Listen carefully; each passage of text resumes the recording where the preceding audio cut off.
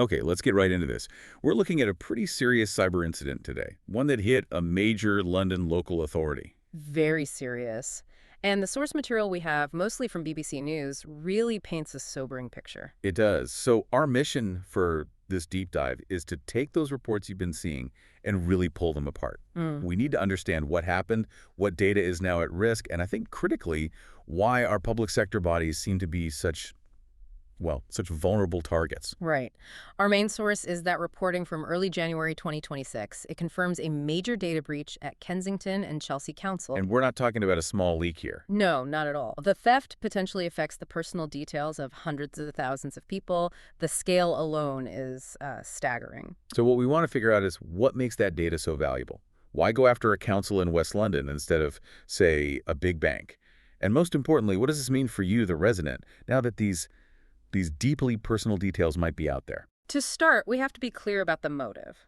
The attack on Kensington and Chelsea Council was classified as having criminal intent. So this isn't about disruption or activism. It's about theft for profit. Exactly. This was organized criminals looking to steal data they could monetize. And the scope of that theft really underscores the severity.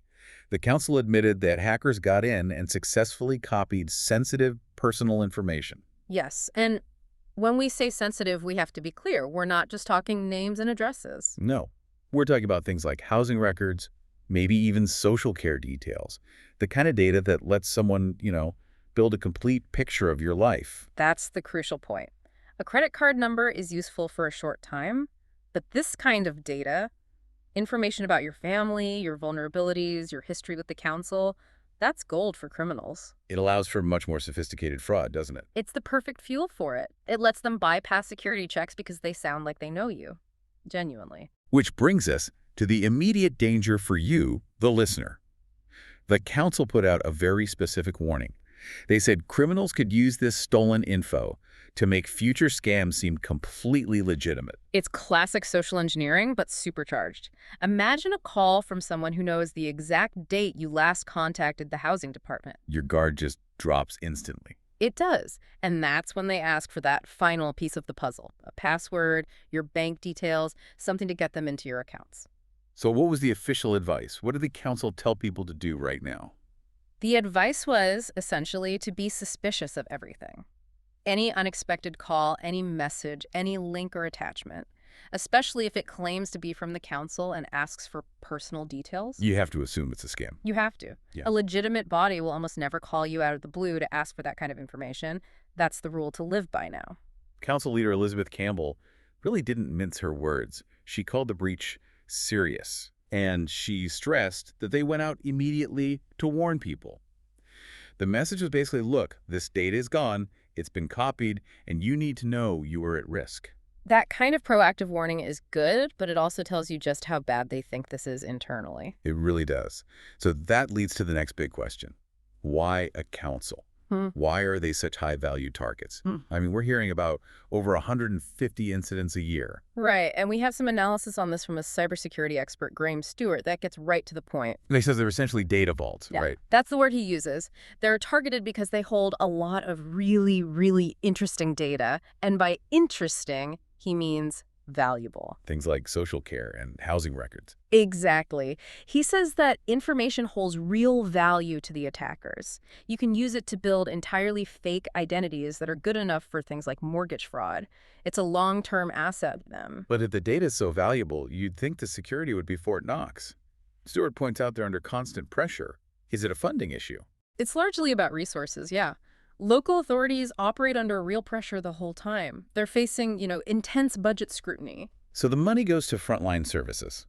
Rubbish collection, schools. Precisely. Cybersecurity can be seen as just a background cost, not an essential service like it would be at a big bank. And the attackers know this. Stewart says they don't have any moral scruples, and they just go for the easiest targets. And a sprawling, under-resourced local government IT system is, unfortunately, often an easy target. He also makes the point that they get attacked constantly. All the time. Most attempts fail, but the sheer volume is the problem. Eventually, someone's going to get through.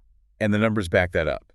In 2024 alone, more than 150 incidents in local government were reported to the ICO. The Information Commissioner's Office, Yeah. That number is just It's a sign of a chronic problem, not a one-off. 150, that's just terrifying.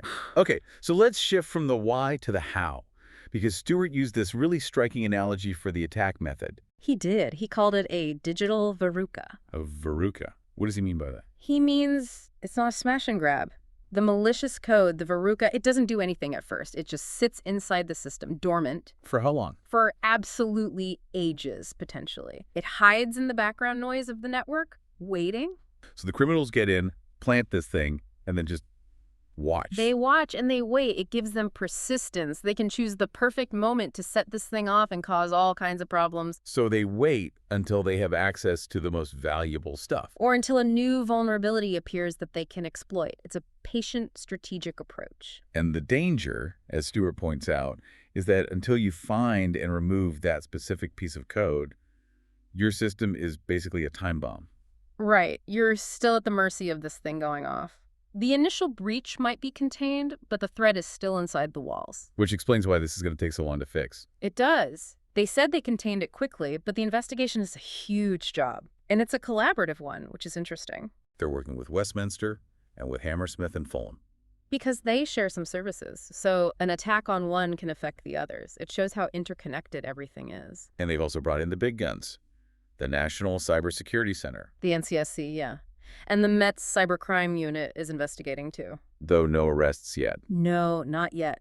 These investigations take a very long time. And for the council itself, the timeline for just figuring out what was taken is months. It could be months, yes. They're prioritizing the files of vulnerable people first, which is the right move, but checking everything is a massive forensic task. They did promise to contact anyone they find is at particular risk. Which is good, but the reality for residents is that for the next few months, you just have to assume the worst. Assume that deep personal data is compromised. So let's pull back for a second. What's the bigger picture here for someone listening to this? I think the biggest takeaway is that the public sector is a massive and often vulnerable keeper of our most sensitive data. We're talking birth records, social care, the core of our identity. And that data is a prime target because of those budget and resource pressures we talked about. Exactly. So the immediate action item for you is vigilance, but a more informed kind of vigilance. Knowing that the scammer on the phone isn't just guessing, they might have your actual file in front of them. That's the key. You have to raise your guard, knowing that any official-looking contact could be using real stolen data to trick you. And I suppose we should acknowledge that the council's decision to be so upfront so quickly was the right call. Absolutely essential. In these situations, early public warning is the single best defense you have. Okay, so let's just quickly summarize what we've unpacked here. A huge data breach, hundreds of thousands of people affected. Sensitive, personal data stolen by criminals with a clear, long-term plan. And the attack method itself was insidious.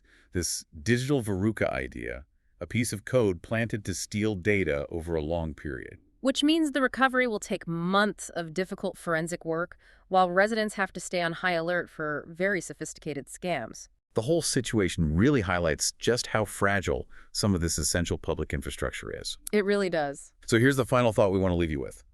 We know there were over 150 of these incidents reported in local government in 2024. We know these councils are under constant financial pressure. So the question is, how much does this chronic vulnerability in the public sector raise your personal risk of becoming a victim of fraud?